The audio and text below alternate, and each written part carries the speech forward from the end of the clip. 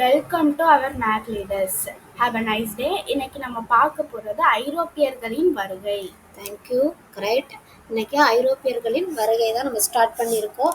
ஐரோப்பியர்களின் வருகையில் நம்ம என்னெல்லாம் ஸ்டார்ட் பண்ணி படிக்க ஆரம்பித்தோன்னா வரலாற்று ஆதாரங்கள் தான் ஃபஸ்ட்டு படித்தோம். என்ன ஆதாரங்கள்லாம் நம்ம படித்தோம்? எழுதப்பட்ட ஆதாரங்கள் பார்த்தோம். அடுத்து என்ன பார்த்தோம்? நாணயங்களை வச்சு நம்ம பார்த்தோம். பயன்படுத்தக்கூடிய பொருட்களை வச்சு அந்த கோட்டைகள் என்னென்ன அதெல்லாம் வச்சு கன்ஃபர்மேஷன் பண்ணியாச்சு. அடுத்து வந்து ஐரோப்பிய கண்டத்திலேருந்து யார் யாரெல்லாம் வந்தாங்கன்னு, ஐரோப்பியர்களில் கண்டத்துலேருந்து நிறைய நாடு இருக்கும் இல்லையா, அதுலேருந்து யார் யார் வந்தாங்கன்னு பார்த்தோம். ஃபஸ்ட்டு போர்த்துகீசியர்கள், அடுத்து டச்சுக்காரர்கள், ஆங்கிலேயர்கள், டேனியர்கள், கடைசியாக பிரெஞ்சுக்காரர்கள். நம்ம போர்த்துகீசியர்களை படித்தாச்சு. போர்த்துகீசியரில் ஃபஸ்ட்டு யார் வந்தா? Vasco da Gama. அவர் யாரோட துணையோட வந்தார், அதுக்கடுத்து யார் வந்தாங்க, எல்லாத்தையும் நம்ம டீட்டெயில்டாக பார்த்தாச்சு போர்த்துகீசியரில்.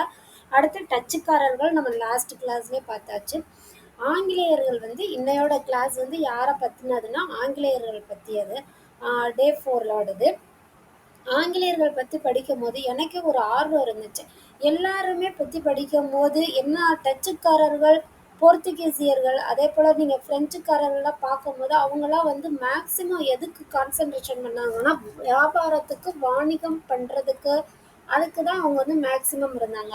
ஆனால் ஆங்கிலேயர்கள் மட்டும் என்ன பண்ணிட்டாங்க, நம்மளையே ஆட்சி பண்ணி நம்மள்ட்ட 200 வருஷத்துக்கு மேலே நம்மளை என்ன பண்ணியிருக்காங்க, அவங்க கண்ட்ரோல் கீழே வச்சுருந்தாங்க. எப்படி அப்படி அவங்க பண்ணாங்கன்ற கியூரியாசிட்டி எனக்குமே இருந்துச்சு அதை படிக்கும் போது. அதனால் வந்து ஆங்கிலேயர்கள் எனக்கு படிக்கும் போது ஆங்கிலேயர்களுக்கு வந்து எனக்கு படிக்கணுன்ற ஆர்வத்தை வந்து கொடுக்க ஆரம்பிச்சது. என்ன செஞ்சாங்க, எப்படி அவங்க நம்மளோட நாட்டுக்குள்ளே என்ட்ரு ஆயினாங்க, எப்படி ஒரு நாட்டை வந்து இன்னொரு நாடு ஒரு 200 வருஷத்துக்கு கண்ட்ரோலில் எடுத்துக்கிட்டாங்கன்றதை நம்ம பார்த்துக்கலாம். நீங்களும் ஒரு விஷயத்தை படிக்கும் போது அதே அளவு ஆர்வத்தோடையும் ஏன் படிக்கிறோம், எப்படிலாம் நடந்திருக்கோம், அந்த பீரியடில் நம்மளால் இருந்திருந்தா இதெல்லாம் எப்படி நம்ம ஃபோக்கஸ் பண்ணியிருப்போன்றதெல்லாம் நீங்கள் புரிஞ்சு படித்தீங்கன்னா மட்டும்தான் நீங்கள் படிக்கிறது வந்து தெளிவாகவும் அண்டர்ஸ்டாண்ட் பண்ணுற மாதிரியுமே இருக்கும். சரி, கிளாஸ்க்குள்ளே ஸ்டார்ட் பண்ணிடலாமா? இப்போ ஆங்கிலேயர்கள் பற்றி படிக்கலாம். ஆங்கிலேயரில் வந்து இங்கிலாந்து ராணி எலிசபெத் இருக்காங்களா, ராணி எலிசபெத். அவங்க வந்து கிழக்கிந்திய நாடுன்னு, நம்ம தான் கிழக்கு இந்தியா, கிழக்கு அவங்களுக்கு கிழக்கு சைடில் இருக்க நாட கிழக்கு இந்தியா, அதான் கிழக்கிந்திய அப்படின்னு வந்துச்சுன்னு நான் லாஸ்ட் கிளாஸ்லேயே சொல்லிட்டேன். ஸோ எந்த நாடுக்கு ஒரு கம்பெனி ஆரம்பித்தாலும் அந்த நாட்டோட பேர் பக்கத்துலேயே கிழக்கிந்திய கம்பெனின்னு வச்சுக்கிட்டாங்க, நம்ம நாட்டில் ஆரம்பித்த எல்லா கம்பெனிக்கும். ஓகேவா? அவங்க வந்து என்ன பண்ணுறாங்கன்னா 1600 டிசம்பர் 31 ஒரு பட்டயம், அனுமதி பட்டயம் வழங்குறாங்க. அதாவது வர்த்தகம் செய்ய நீங்கள் கிழக்கிந்திய நாடுகளோடலாம் வர்த்தகம் பண்ண ஒரு அனுமதி கொடுத்துட்டாங்க. அந்த அனுமதி வந்து யார் யாருக்கெல்லாம் இருந்துச்சுன்னு பார்த்தா, அந்த அனுமதி கீழே ஒரு கவர்னரும் 24 இயக்குநர்களையும் அந்த வர்த்தகம் செய்கிற அந்த அனுமதியில் பட்டயத்தில் வந்து இருந்திருப்பாங்க. ஸோ ஒரு கவர்னர், 24 இயக்குநர்கள். அது வந்து ரொம்ப இம்பார்ட்டண்ட், நோட் பண்ணிக்கோங்க. இப்போ என்ன செய்கிறாங்கன்னா, எலிசபெத் ராணி வந்து அப்ரூவல் கொடுத்தாச்சு. இப்போ அங்கேருந்து நம்ம இந்தியாவுக்கு இவங்க வந்தாச்சு. வரும்போது 1608, ஸோ எத்தனை வருஷம் கழிச்சு 1600 அவங்க வந்து அனுமதி கொடுத்துட்டாங்க, இப்படி வர்த்தகம் பண்ண ஸ்டார்ட் பண்ணுங்கன்னு ஓகே சொல்லிட்டாங்க.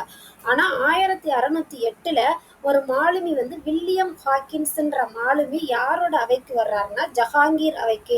ஜஹாங்கீர் யாருன்னா நம்ம நாட்டில் வந்து முகலாயர்கள் ஆட்சி அப்போ நடந்துகிட்டு இருந்தது இல்லையா, அந்த முகலாய மன்னர்களில் ஒருத்தர் தான் மன்னர் ஜஹாங்கீர், அரசர் ஜஹாங்கீர். அவரோட அவைக்கு வர்றாரு. யார் வர்றாரு? மாலுமி வில்லியம் ஹாக்கின்ஸ் வர்றாரு. அவர் வந்து ஜஹாங்கீர்கிட்ட என்ன கேட்குறாருன்னா, எங்களுக்கு இப்படி நாங்கள் ஒரு வணிக மையம் வந்து ஏற்படுத்திக்கிறோம், அதுக்கு நீங்கள் அனுமதி கொடுங்க அப்படின்னு வந்து கேட்கும்போது, எங்கே வணிகம் செய்ய அனுமதி கேட்குறாருன்னா சூரத்தில் வந்து எங்களுக்கு அனுமதி கொடுங்க அப்படி சொல்கிறாங்க. அப்போ வந்து போர்த்துகீசியர் ஆதிக்கம் வந்து கொஞ்சம் தலையீடு வந்து கொஞ்சம் ஜாஸ்தியாக இருந்துச்சு. நம்ம படித்தோம்ல, போர்த்துகீசியர்கள் தான் ஃபஸ்ட்டு வந்தாங்கன்னு. அவங்களோட ஆதிக்கம் வந்து நிறையா இருக்கும்போது அவங்களுக்கும் நம்மளோட ஜஹாங்கீருக்கு இடையே ஒரு நல்ல ஒரு ஸ்மூத்தான ரிலேஷன்ஷிப் இருக்கவட்டி என்ன செஞ்சிடறாங்க, ஜஹாங்கீர் வந்து அனுமதி கொடுக்க மாட்டேன்றாரு. எப்போ? 1608. ஓகே, கொடுக்க மாட்டேன்னு சொல்லி அனுப்பிச்சிட்டாரு.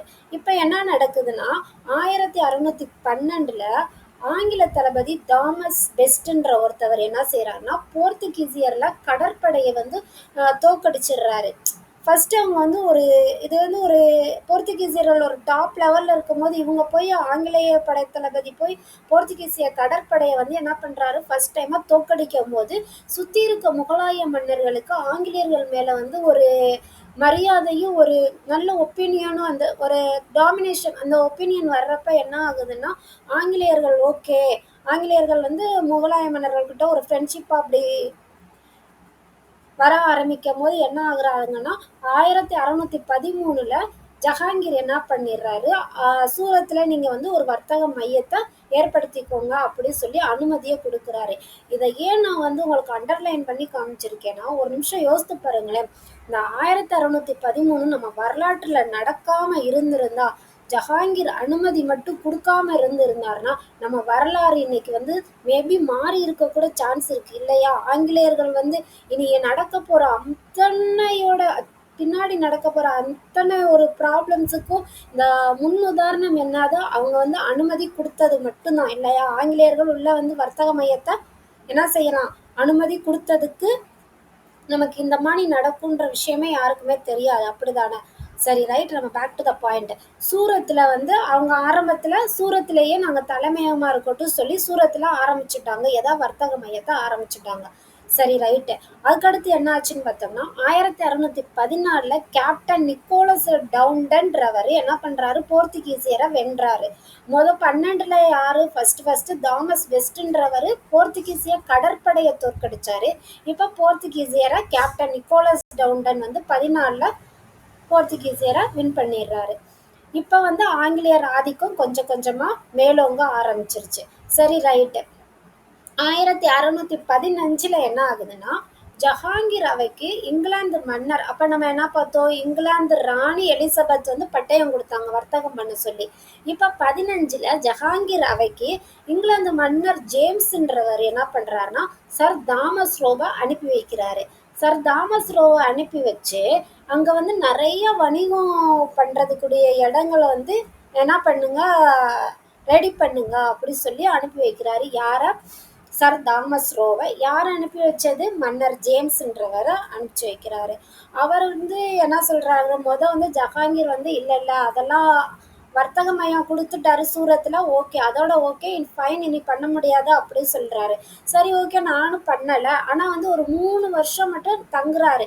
நான் வந்து இங்கே 3 வருஷம் சுற்றி பார்த்துட்டு நாட்டை பார்த்துட்டு நான் கிளம்பிடுறேன் அப்படின்ற மாதிரி யார் சொல்றா? சர் தாமஸ் ரோ வந்து சொல்றாரு. சரி ரைட்டு, 3 ஆண்டு தானே தங்கிக்கோங்க சொல்லிட்டு நம்ம ஜஹாங்கீரும் விட்டாச்சு.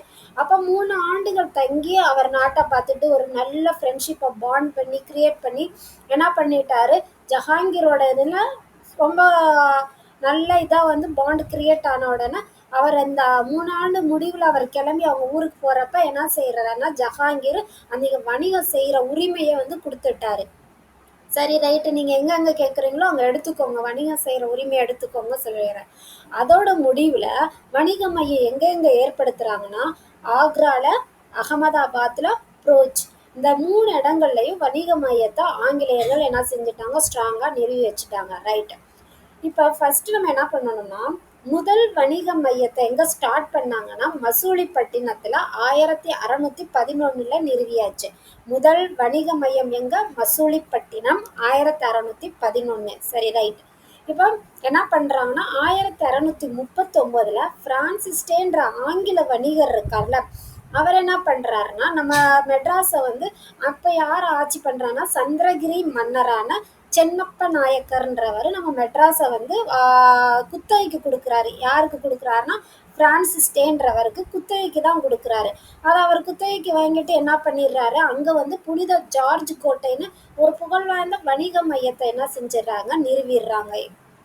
இப்படிதான் புனித ஜார்ஜ் கோட்டை அங்கே வந்தது. ஓகேவா? நெக்ஸ்ட் என்ன பண்ண போறோம்னா புனித ஜார்ஜ் கோட்டை வந்து ஆங்கிலேயரால் கட்டப்பட்ட முதல் கோட்டை அதுதான். நம்ம ஒவ்வொருத்தரும் எந்த இடத்துல ஒவ்வொரு கோட்டையை நிறுவனாங்கன்னு படிச்சுட்டு வர்றோம். இப்போ ஆங்கிலேயரோட முதல் கோட்டை என்னன்னா புனித ஜார்ஜ் கோட்டை. ஓகே, அதை வந்து கிழக்கு பகுதிக்கு முழுமைக்கு தலைமை இடமாக தான் அதை நம்ம என்ன செஞ்சுக்கிட்டாங்க, பயன்படுத்திக்கிட்டாங்க. முதல் கோட்டையும் அதுதான், தலைமை இடமாகவும் அவங்களுக்கு அதுதான் விளங்குச்சு. இப்போ என்ன பண்றாங்கன்னா, இங்கிலாந்து மன்னர் 2ஆம் சார்லஸ் இப்ப யார் வந்துட்டா மன்னரா? சார்லஸ் 2ஆம் சார்லஸ்ன்றவரு இப்ப மன்னரா வந்திருக்காரு. இவர் என்ன பண்றாருன்னா, ஒரு போர்த்துகீசிய இளவரசின் கேத்தரின்றவர வந்து திருமணம் செஞ்சுக்கிறாங்க. புரியுதா? போர்த்துகீசியரும் நம்ம நாட்ட வந்து என்ன செஞ்சுட்டாங்க, நம்ம நாட்டுல வர்த்தகம் பண்றதுக்காக வந்து ஆதிக்கம் பண்ண ஆரம்பிச்சிருக்காங்க. அதுக்கடுத்து டச்சுக்காரர்கள் வந்துட்டாங்க, ஆங்கிலேயர்கள் வந்திருக்காங்க. இப்ப இதுல ஆங்கிலேயர்களோட மன்னர் தான் இங்கிலாந்துல இருப்பாரு. இங்கிலாந்து மன்னர் தான் 2ஆம் சார்லஸ்.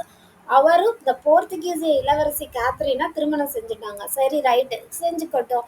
திருமணம் செஞ்சதுக்கு இவங்க என்ன செய்யணுங்க, நம்ம பம்பாய் இருக்கு இல்லையாடா, பம்பாய் தீவை வந்து போர்த்துகீசிய மன்னரிடம் இருந்து அவர் சீதனமா யார் வாங்கிட்டாங்க, இங்கிலாந்து மன்னர் 2ஆம் சார்லஸ் இருக்கு இல்லையா, அவருக்கு வந்து கொடுத்துட்டாங்க, திருமண சீதனமா கொடுத்துட்டாங்க.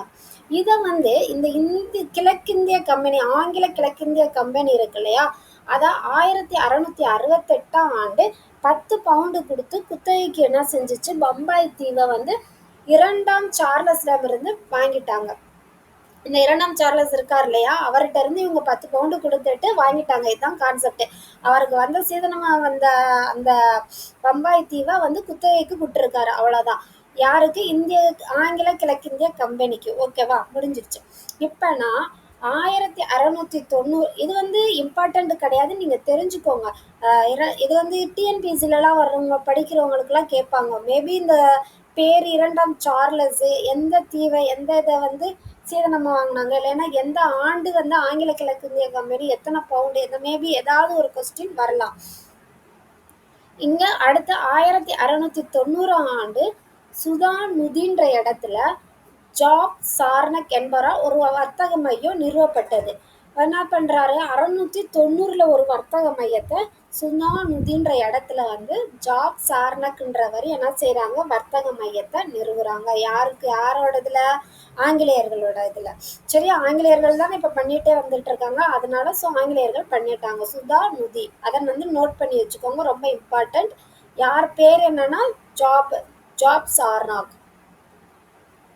அந்த வர்த்தக மையத்தை நிறுவிட்டாங்க. இப்ப என்ன பண்றாங்கன்னா, ஒரு 3 கிராமத்தை எடுத்துக்கிறாங்க.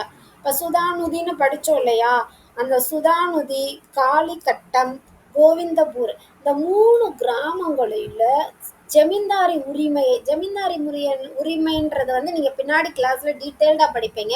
அது வந்து இந்த ஜமீன்தார்களுக்கு நிலம் இருக்கு இல்லையா, அதை பத்தின ஒரு இது. அந்த உரிமையை ஜமீன்தார்கள்ட்ட இருந்தே அவங்க என்ன செஞ்சிடறாங்க, வாங்கிட்டு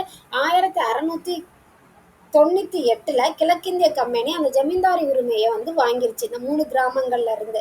இப்ப இந்த 3 கிராமம் சேர்ந்ததுதான் பின்னால என்னவா மாறுது, கல்கத்தா நகரமா வளர்ச்சி பெற்றுச்சு. எந்த 3 கிராமம்? சுதானுதி, காளிகாட்டம், கோவிந்தபூர். இந்த 3 கிராமம் தான் பின்னாடி என்னவா பெருசா வளர்ச்சி பெரியுது, கல்கத்தாவை வளர்ச்சி பெரியுது. இந்த 3 கிராமத்தை நோட் பண்ணி வச்சுக்கோங்க, கொஸ்டின்ஸ் கேட்கலாம் மேபி. இப்ப 1696ல சுதானுதியில ஒரு கோட்டையை கட்டுறாங்க. சுதானுதி நம்ம கண்டினியூஸா ஒரு 4-5 இடத்துல நீங்க என்ன படிக்கிறீங்க, சுதானுதின்ற வேர்டு வந்துட்டே இருக்கு. ஸோ நல்லா நோட் பண்ணிக்கோங்க. அந்த இடம், அந்த இயர் வந்து ரொம்ப இம்பார்ட்டன்ட். அங்க ஒரு கோட்டை கட்டுறாங்க. அந்த கோட்டைய 1700ல அந்த கோட்டைக்கு என்ன பேர் வைக்கிறாங்க, வில்லியம் கோட்டை. இதோ இந்த படத்துல இருக்கு இல்லையா, அதான் வில்லியம் கோட்டை. சரி, ஓகே. 1696ல கட்டுறாங்க, 700ல வில்லியம்ன்ற பேரு வைக்கிறாங்க. 1700ல வில்லியம் கோட்டைன்னு பேரு வைக்கிறாங்க. ரைட். அதுக்கடுத்து இப்படியே நம்மள ஒவ்வொரு இடமா பிடிச்சி வர்த்தக மையத்தை ஏற்படுத்திக்கிட்டே வந்த ஆங்கிலேயர்கள் எப்படி நம்மள ஆட்சியில வந்து பிடிச்சாங்க, எப்படி அவங்களோட ஆட்சியின் கீழே நம்ம மாறணுன்றது இன்னும் சுவாரஸ்யமான ஒரு கதை. அது எப்படின்னா, ஒரு 1757ல பிளாசி போர், 1764 பக்சார் போர். இந்த 2 போர்லயும் அவங்க என்ன பண்ணிடுறாங்க, ஜெயிச்சிடுறாங்க நம்ம கிட்ட இருந்து. அப்ப இது ரெண்டுமே வங்காளத்துல நடக்கிற ஒரு போர். இந்த வங்காளம் தான் நம்ம இந்தியாவில் உள்ள மெயின் ஏரியான்னு கூட சொல்லலாம், மெயின் பிளேஸ் அதுதான். ஸோ அந்த வங்காளத்துல அப்ப யார் ஆட்சி பண்ணுவாங்கன்னா, நவாப்பு தான் அப்ப இருப்பாங்க. இப்ப யார் யாருக்கு போர் நடக்கும், இந்த போர்லாம் ஆங்கிலேயர்களுக்கும் நம்மளுடைய நவாப்பு, நம்ம இந்தியாவில தானே இருக்காங்க, ஸோ நம்மளுடைய நவாப் சொல்லிக்கலாமா, நம்மளுடைய நவாப்புகளுக்கும் என்ன போர் நடக்கிற ச்சே ஏன்னா யார் ஜெயிச்சிடறான்னா ஆங்கிலேயர்கள் ஜெயிச்சு அசைக்க முடியாத ஒரு அரசியல் சக்தியாக என்ன செஞ்சிடுறாங்க மாறிடுறாங்க. ஏன்னா அவங்கள்ட்ட நிறைய ஆயுதங்கள் எல்லாமே நம்மளோட ஹை குவாலிட்டி எக்யூப்மெண்ட்ஸ் எல்லாமே வச்சுருந்துருப்பாங்க இல்லையா. நமக்கு அப்போ தெரியும் இல்லையா எப்படி நம்ம சுதந்திரத்துக்கு முன்னாடி நம்மள்ட்ட இருந்துச்சு வெப்பன்ஸ் எல்லாம் எப்படி நம்ம யூஸ் பண்ணோம் நம்ம படிச்சிருப்போம், சின்ன கிளாஸ்லேயே படிச்சுட்டு வந்திருப்போம் இல்லையா. ஸோ ஆங்கிலேயர்கள் வந்து இதில் ஜெயிச்சுட்டு பயங்கரமான ஒரு அரசியல் சக்தியாக உருவாகியிருக்காங்க. இந்த 2 போரும் அதில் ரொம்ப இம்பார்ட்டண்ட். 1757 நடந்த பிளாசி போர், 1764 பக்சார் போர். Okay right. இப்படியே எல்லா போர்லையும் ஜெயிச்சு இவங்க பெரிய சக்தியா உருவாயிட்டாங்க. அப்படியே நம்மளை கொஞ்சம் கொஞ்சமா என்ன செய்ய ஆரம்பிச்சுட்டாங்க, ஆக்குபை பண்ண ஆரம்பிச்சுட்டாங்க. அவங்களோட கிழக்கிந்திய கம்பெனியோட ஆட்சி எவ்வளவு நாள் தான் சரியா நீடிச்சுட்டே வந்துச்சுன்னு பார்த்தோம்னா 1858 வரையும் தான் அவங்களோட கிழக்கிந்திய கம்பெனியோட ஆட்சி வந்து இருந்துச்சுன்னு சொல்லுவோம். எப்படி இல்லையே 1947 தான் நமக்கு ஃப்ரீடம் கிடைச்சதுன்றது வந்து கரெக்டு. நமக்கு ஃப்ரீடம் கிடைச்சது வந்து 1947. ஆனால் இங்கே என்ன சொல்கிறேன்னா ஆங்கில கிழக்கிந்திய கம்பெனியோட ஆட்சி. இப்போ வந்து ஒரு கம்பெனியாக தான் அந்த ஆங்கிலேயர்கள் கம்பெனி மூலமாக நம்மளை ஆட்சி பண்ணுறாங்க. ஆக்சுவலாக இங்கிலாந்து ராணி வந்து அங்கே இருப்பாங்க. அவங்க அனுப்பின கம்பெனி அந்த கம்பெனி ஆளுகள் வந்து நம்மளை வந்து ஆட்சி பண்ணிட்டு இருக்காங்க. நேரடி பார்வையின் கீழ் கிடையாது, இவங்களுக்கு கீழே நம்ம இருப்போம். அரசி அவங்களுக்கு கீழே இப்போ வந்திருக்காங்க இல்லையா அந்த கிழக்கிந்திய கம்பெனியில் உள்ள ஆட்கள், அவங்களுக்கு கீழே நம்ம. இப்போ என்ன பண்ணுறாங்கன்னா ஒரு 1857 ஒரு பெரிய கிளர்ச்சி ஏற்படும். அந்த கிளர்ச்சியின் விளைவாங்க பயங்கர இந்தியாவில் வந்து ஒரு எழுச்சி உருவாகிறத பார்த்து பயந்துருவாங்க. என்னது லண்டனில் இருக்கவங்களா, சரி அப்போ என்ன இங்கிலாண்டில் இருக்கவங்க, சரி ஓகேவா. அப்போ என்ன ஆகுதுன்னா இங்கிலாந்து ராணி வந்து 1858 ஒரு சட்டம் கொண்டு வந்துடுறாங்க.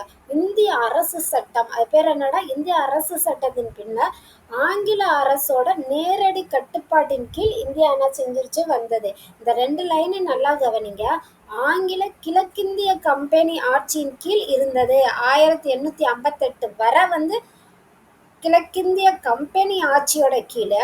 58க்கு பிறகு ஆங்கில அரசின் நேரடி கட்டுப்பாட்டின் கீழ் வந்தது. இந்தியா ஆங்கில அரசோட நேரடி கட்டுப்பாட்டின் கீழ் வந்தது.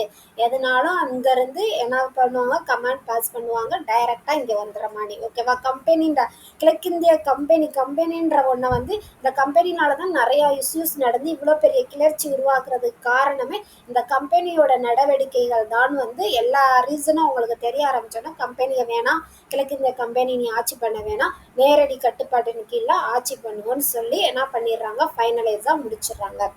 ஆங்கிலேயர்கள் இப்படிதான் நம்மளை வந்து என்ன பண்ணிட்டு இருந்தாங்க, ஆட்சி அதிகாரத்தை கைப்பற்றி நம்மளை வந்து யூஸ் பண்ணிக்கிட்டு இருந்தாங்க. ஓகே, அடுத்த வீடியோவில் நம்ம வந்து பேலன்ஸ் உள்ளவங்கள பார்க்கலாம். இந்த வீடியோ பிடிச்சிருந்துச்சுன்னா ஷேர் பண்ணுங்கள், லைக் பண்ணுங்கள், சப்ஸ்கிரைப் பண்ணுங்கள். தேங்க்யூ. உங்கள் ஃப்ரெண்ட்ஸ் யாருக்காச்சும் டிஎன்பிஎஸ்சிக்கு ட்ரை பண்ணாங்கனாலும் ரெஃபர் பண்ணுங்கள். தேங்க்யூ.